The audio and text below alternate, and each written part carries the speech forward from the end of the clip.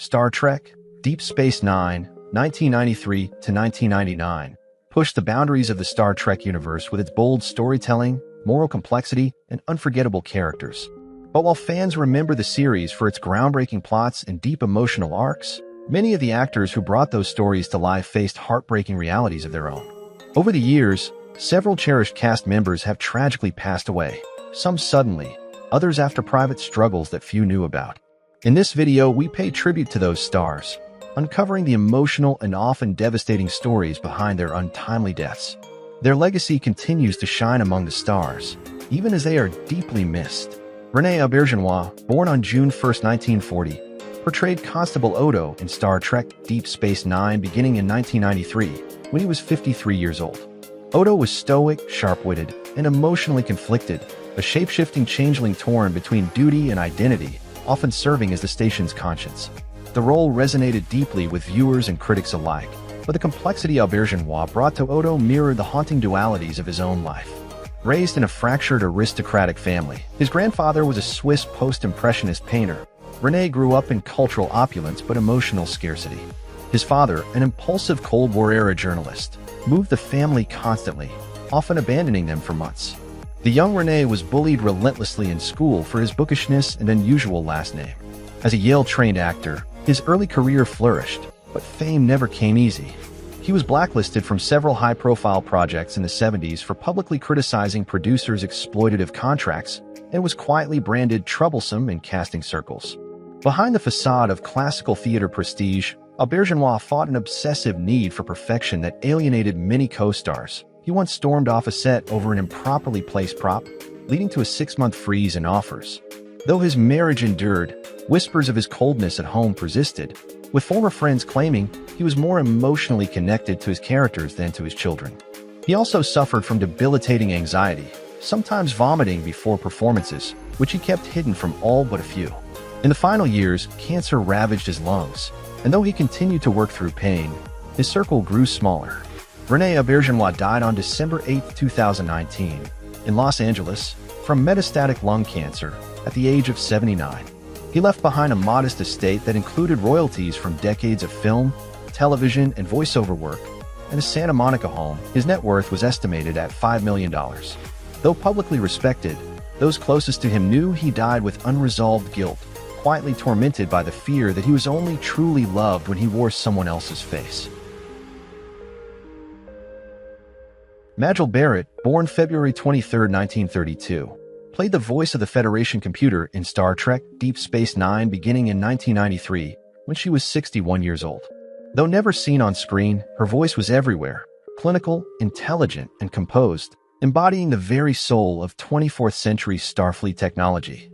She was also beloved for her recurring live-action role as the eccentric, flirtatious Lwaxana Troi, but the devotion fans felt masked decades of behind-the-scenes intrigue. Born Majoli Hudek in Cleveland, Ohio, she was raised in a strict Catholic household under an emotionally distant father who disapproved of her passion for acting. She often confessed to masking deep insecurities behind her boisterous public persona. Her early career was stymied by typecasting and sexist rejection, culminating in a scandal that still shadows her legacy: her affair with Star Trek creator Gene Roddenberry while he was still married. When she was cast as number 1 in the original 1964 pilot, NBC executives allegedly rejected the character simply because she was Gene's mistress.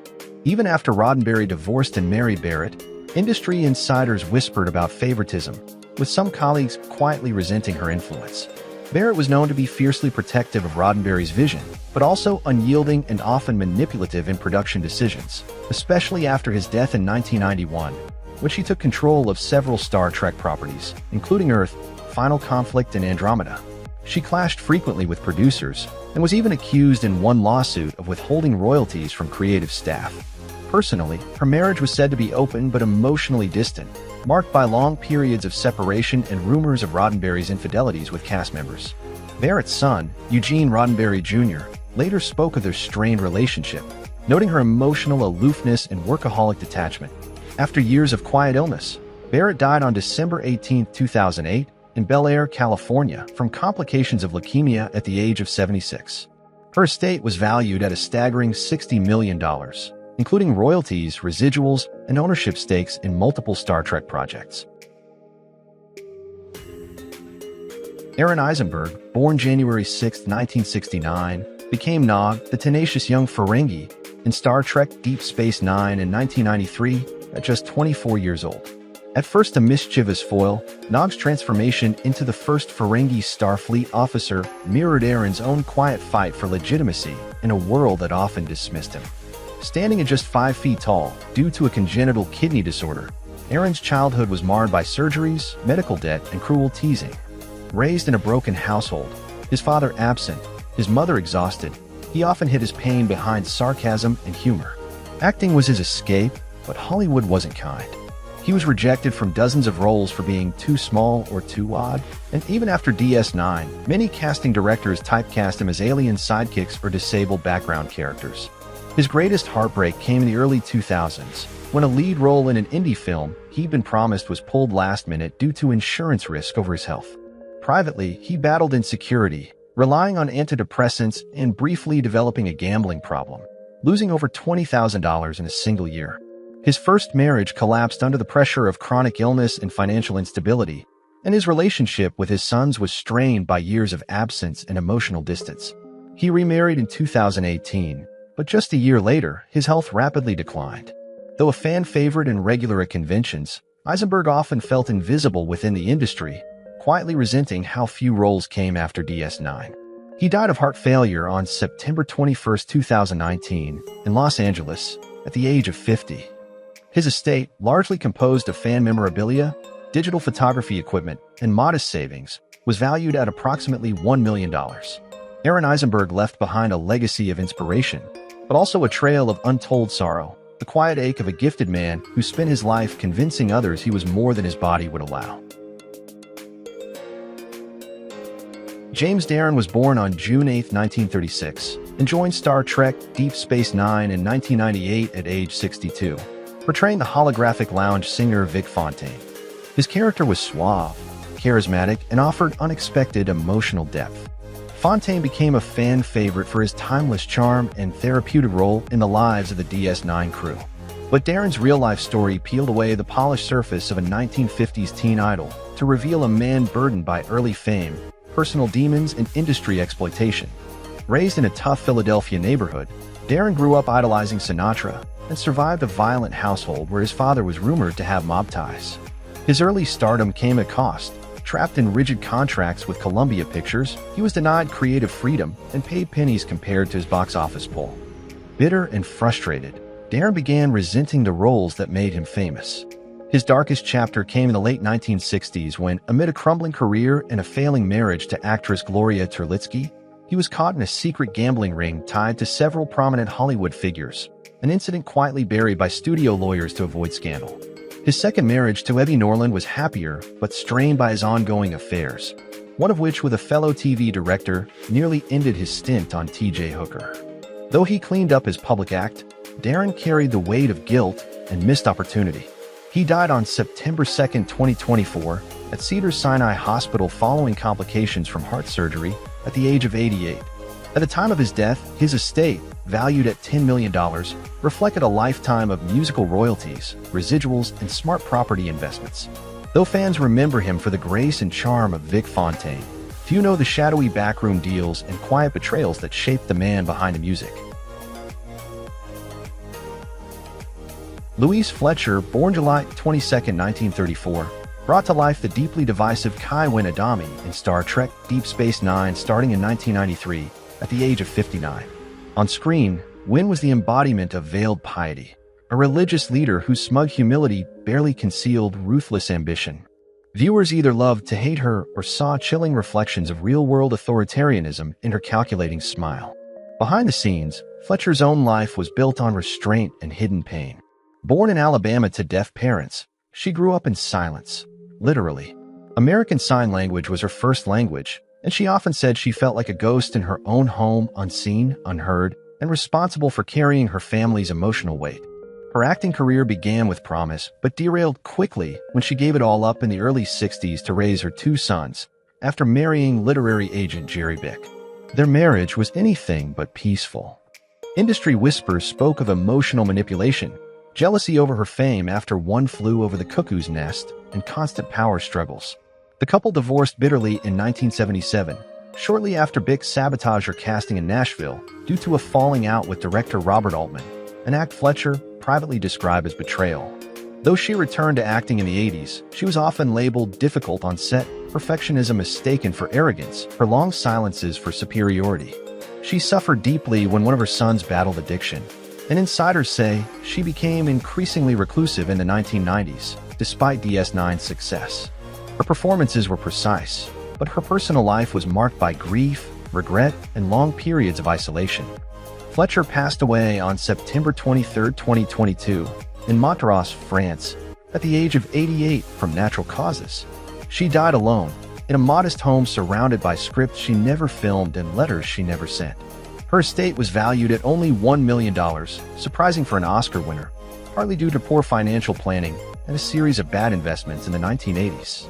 Though respected in death, Fletcher's story remains one of Hollywood's quiet tragedies, a woman who played power with brilliance, but never quite had control over the heartbreak in her own life. Camille Saviola, born July 16, 1950, played the enigmatic Kai Opaka in Star Trek Deep Space Nine in 1993 at the age of 43. Though she appeared in only 4 episodes, her portrayal of the spiritual leader of Bajorans left a lasting impression on fans. Kai Opaka was serene, prophetic, and profoundly influential within the show's mythos, embodying the mysterious reverence of Bajoran religion. But behind the calm of her character, Saviola's personal life told a very different story. Raised in the Bronx by overbearing Italian parents, she grew up in an environment riddled with emotional repression and religious guilt. Her early years were scarred by bullying over her weight and voice, forcing her to develop a brash, almost theatrical persona as a defense. In the late 1970s, she entered the disco scene, fronting a band and living a double life that included hard partying and rumors of drug use, allegations she never denied. Saviola's Broadway career faltered in the early 80s after a public feud with a choreographer that allegedly turned physical, costing her a lead role and blacklisting her from several major New York theaters for years. She often clashed with producers who criticized her too ethnic look, leading her to undergo a quiet rhinoplasty in 1985, a decision she later regretted. Her romantic life was just as tumultuous. She had a long and volatile relationship with a married producer, which ended in scandal when the affair became public and led to the collapse of a small off-Broadway company. In her later years, she faced multiple health problems, including undiagnosed diabetes and chronic heart issues, worsened by years of poor self-care. Camille Saviola died of heart failure on October 28, 2021, in Hackensack, New Jersey, at the age of 71. Her estate, valued at approximately $1 million, included a modest Manhattan apartment, residuals from voiceover work, and limited theatrical royalties. Despite a career marked by resilience and reinvention, she died quietly, her name barely making headlines, yet leaving behind a cult legacy known to only the most dedicated fans of sci-fi and Broadway. Brock Peters, born July 2, 1927, took on the role of Joseph Sisko in Star Trek Deep Space Nine in 1996 at the age of 69. As the earthy, soulful New Orleans chef and father of Captain Sisko, Joseph embodied quiet strength, wisdom, and a grounding presence that reminded viewers of the power of family amidst the vastness of space. But Brock's personal life was haunted by contradictions and shadows rarely discussed. Raised in Harlem by a single mother who worked multiple jobs to keep them afloat, he witnessed extreme poverty and racial discrimination firsthand, including being beaten as a child for using a white-only fountain. He internalized these traumas deeply, hiding his anger behind carefully controlled performances. Despite early fame with To Kill a Mockingbird, his career was riddled with typecasting and racial barriers that led to bitterness. Behind the scenes, Peters had a reputation for being intensely perfectionistic and emotionally volatile. Colleagues described him as difficult to direct and rumored that he once stormed off a set during the 1970s over a line he found racially insensitive.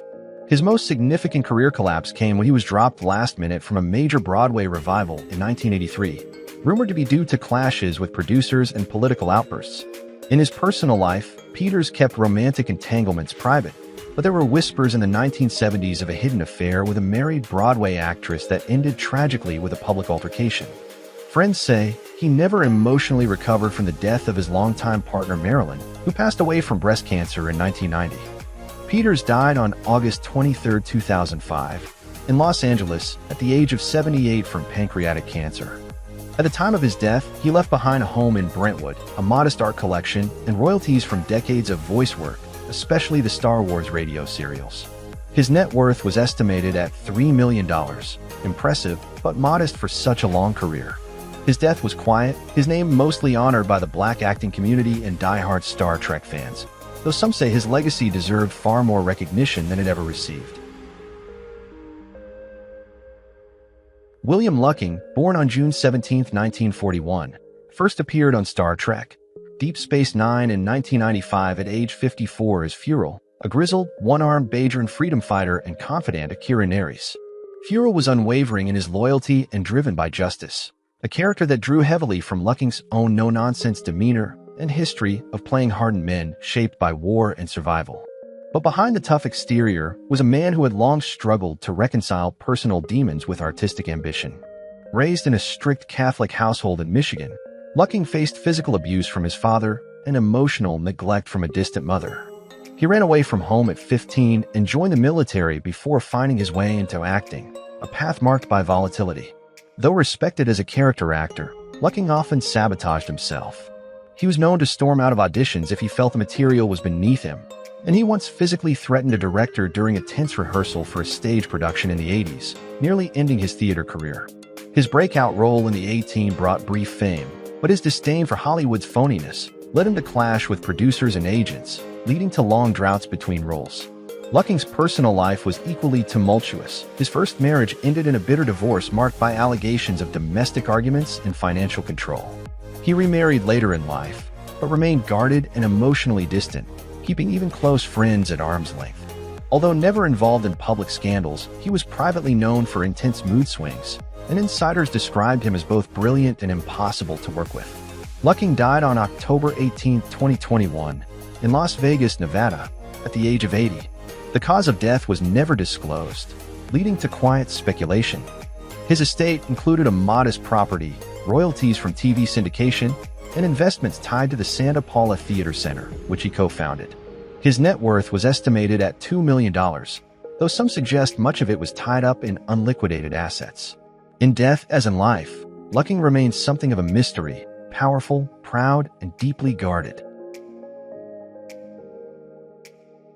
John Colicos, born December 10, 1928, returned to the role of Klingon Warrior Corps in Deep Space Nine in 1994 at the age of 65. His character, once the fierce face of the Klingon Empire, evolved into a tragic relic of the past, noble, weathered, and increasingly irrelevant in a changing galaxy.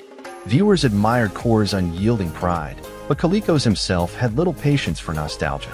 Born in Toronto to Greek immigrant parents, he grew up in a strict household that prioritized discipline over affection. His early foray into acting was a rebellion against his father's expectations, and his classical training in Shakespeare masked years of internalized anger. He earned a reputation as both brilliant and belligerent, praised for his performances, but dreaded on set for his controlling nature. During his time on Battlestar Galactica, he allegedly clashed so intensely with producers over script rewrites that security was once called to intervene. He was famously replaced in 2 major stage roles after berating younger co-stars, one of whom later claimed Colicos deliberately sabotaged his performance. His most damaging career moment came in the 1980s, when he was quietly dropped from a major Canadian film production after reports surfaced of his aggressive drinking and inappropriate comments to female crew members, an incident hushed to avoid scandal. He never married, and rumors swirled for years about hidden affairs with male colleagues during the 1960s and 70s, in an era when such revelations could have ended his career. Friends later noted how Colicos grew bitter in old age, estranged from nearly everyone, relying on medication to manage a heart condition exacerbated by stress and isolation. He died on March 6, 2000, in Toronto after a series of heart attacks, age 71. His assets, an estimated $2 million, stem from decades of steady television and stage work, with few personal belongings and no heirs to inherit. His legacy, while officially respected, remains shadowed by whispered stories of a man both masterful and mercurial. Joseph Ruskin, born on April 14, 1924, stepped into the Deep Space Nine universe in 1994 at age 70, portraying Tumek, a noble Klingon elder whose wisdom often outshone his warrior instinct. Tumek was reflective, ceremonial, and emblematic of Klingon honor traditions, a perfect role for Ruskin, who had built his career playing imposing, enigmatic figures across decades of stage and screen. But his road to respect was anything but straightforward. Born in Pennsylvania to poor Russian Jewish immigrants, Ruskin endured anti-Semitism, grinding poverty, and ridicule throughout his childhood. He found solace in theater, but early on, he was repeatedly cast as ethnic caricatures, which he loathed. Bitter over typecasting, Ruskin reportedly clashed with agents and even blacklisted one casting director after being offered a terrorist role with no lines. His tenacity, though admirable, made him a polarizing figure in Hollywood's tight-knit casting scene. Ruskin was also a relentless union advocate, often threatening walkouts during productions that violated actors' safety, making him both hero and headache to producers. Despite being married for decades, whispers circulated about extramarital affairs during his early television years, and at least one private letter surfaced hinting at a secret child, though this was never publicly acknowledged. In his later years, he battled chronic arthritis and hearing loss but refused to retire, appearing in minor Star Trek roles well into his 80s. Ruskin died of natural causes on December 28, 2013, at UCLA Medical Center in Santa Monica, at the age of 89. His assets included residual income from Star Trek reruns, Screen Actors Guild pensions, and a small apartment in Studio City. His net worth was estimated at $1.5 million, yet his most enduring legacy was his defiance, an actor who never bowed to the industry's pressures, even as it slowly pushed him to the sidelines. Gregory Yiten, born April 20, 1948, appeared in Star Trek Deep Space Nine in 1998 as Hayne, a cunning Lurian official in the episode who mourns for Morn at age 50. Though his role in the franchise was brief, Yitsen's portrayal of bureaucratic duplicity and veiled menace left a lasting impression. Known for his Emmy-nominated performance as President Charles Logan on 24, Yiten had a gift for breathing human vulnerability into power-hungry characters. But beneath his professional polish was a man driven by internal storms. Raised in Burlington, Wisconsin, Gregory was the son of a progressive mayor but clashed deeply with his conservative household. Sent to military school at 13 after being caught kissing a boy in the locker room, he carried shame and repression for decades, though he never publicly discussed his early struggles with sexuality. While married for many years with 2 children, close friends privately described the union as strained and emotionally disconnected.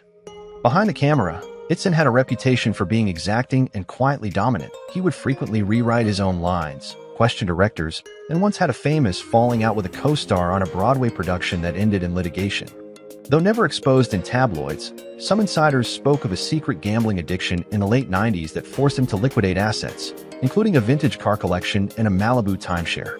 His biggest career disappointment was being passed over for a recurring role on The West Wing, a role he was told he had secured, only to be replaced last minute by a younger actor.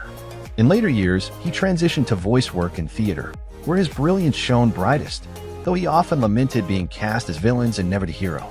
Gregory Yiten died on July 8, 2022, at the age of 74 from complications after emergency surgery.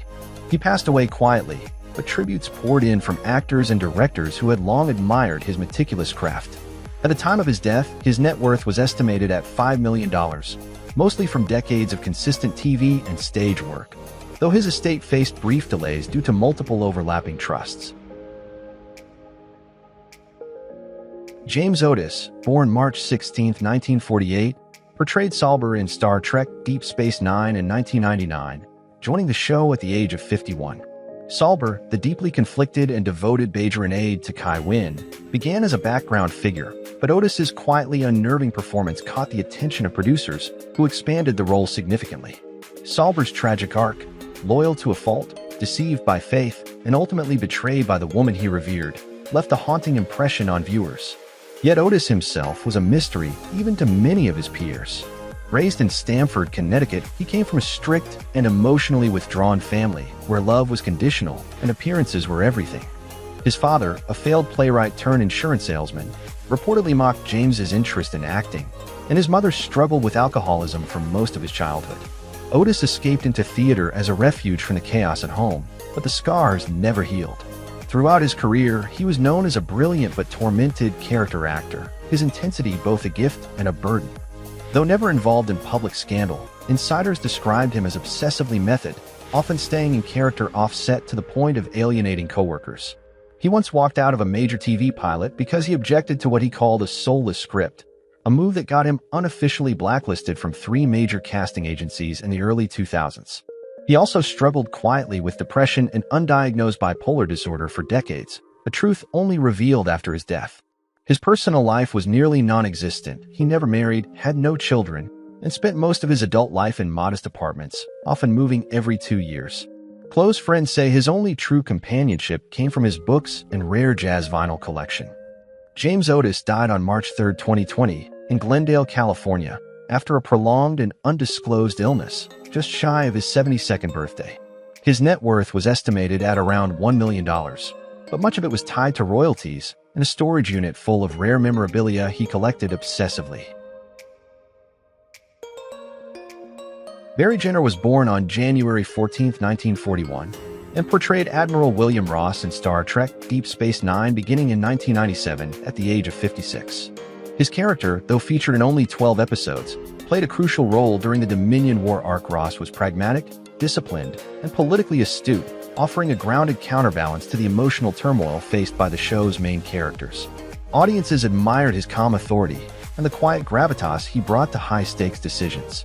But behind the uniform, Jenner's life had undercurrents of turmoil rarely acknowledged.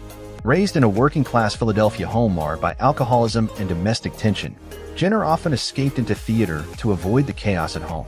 He concealed a deep sense of inferiority throughout his life, constantly afraid of fading into obscurity. While his TV resume was long, his Hollywood journey was far from smooth. After a promising start, he was unceremoniously written out of several series in the 1980s due to creative differences, though whispers on set suggested his blunt demeanor rubbed showrunners the wrong way. In one of his most notable career disappointments, he lost the lead in Hill Street Blues after producers deemed his audition too wooden, a rejection he never emotionally recovered from. Though publicly scandal-free, behind the scenes Jenner was known for an obsessive control over his image and a strained relationship with co-stars who found his LAPD reserve officer persona intimidating and unrelenting. His marriage to actress Suzanne Hunt was tested by his long absences and obsession with discipline, a trait that strained his relationship with his stepson. Jenner died of acute myeloid leukemia on August 9, 2016, at Cedars-Sinai in Los Angeles, at age 75. He left behind a modest estate valued around $2 million, mostly from residuals and investments, though insiders say he had hoped for a final career resurgence that never came. In death, he remained respected, but largely forgotten, by the industry he once served with military precision. Cecilia Adams, born February 6, 1958, joined Star Trek Deep Space Nine in 1997 at age 39 as Ishka, also known as Moogie, the unapologetically progressive Ferengi mother whose feminist fire challenged the very foundations of Ferengi culture. On screen, she was eccentric, shrewd, and revolutionary, instantly earning both admiration and controversy among fans. Yet Cecily's off-screen life mirrored the chaos of her character in far darker ways. As the daughter of Get Smart star Don Adams, she grew up in a home riddled with emotional coldness and fame-induced dysfunction.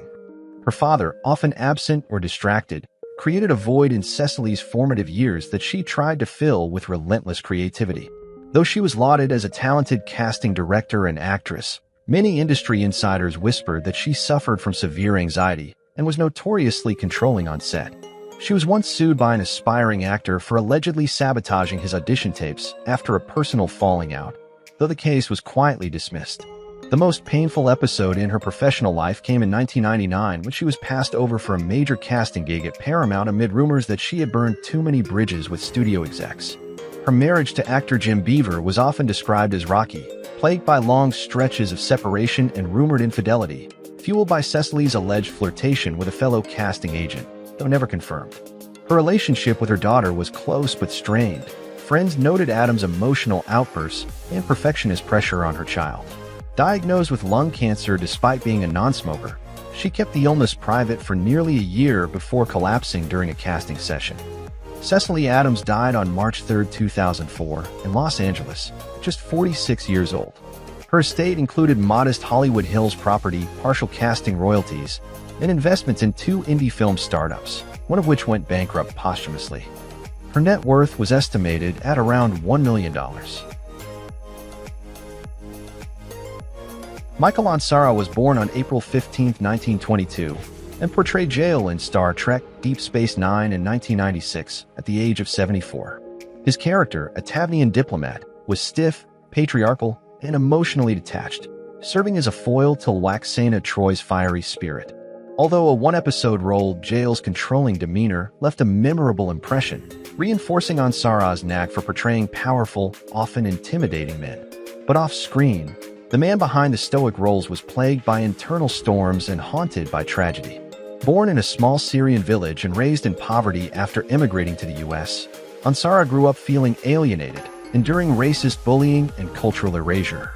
He concealed his insecurities with a deep voice and stern presence, but friends claimed he battled chronic depression throughout his life. His career was frequently sidelined by Hollywood's racism, repeatedly cast as Native Americans, villains, or mystical foreigners. Ansara grew bitter at the industry's refusal to see past his ethnicity. His biggest professional humiliation came when he was denied a directing opportunity for an episode of Voyage to the Bottom of the Sea, despite years of acting loyalty, rejected because ethnic leads don't direct. His marriage to I Dream of Jeannie star Barbara Eden was a public fairy tale, but a private catastrophe. Their union dissolved under the weight of grief after the 2001 drug overdose of their only son, Matthew. Ansara never recovered, withdrawing from public life and reportedly blaming himself for not being more emotionally available as a father. Known to lash out during interviews, he alienated colleagues with harsh remarks and once had a shouting match with a Batman director over Mr. Freeze's voice tone. By the time he died on July 31, 2013 at 91, in Calabasas, California, after a prolonged illness, he had become a recluse. His estate, valued at around $3 million, included vintage memorabilia, residuals from voice work, and a modest home. Thank you for watching as we reflected on the lives and legacies of the actors from Star Trek Deep Space Nine who are no longer with us. Their humor, charm, and unforgettable performances brought joy to millions and helped shape the show into a classic. While their journeys ended far too soon, their impact lives on through every scene, every laugh, and every memory they've left behind. As we honor their lives, we're reminded of how deeply television can touch our hearts. Join us next time as we look back at more stars who left us too soon, but whose stories continue to shine.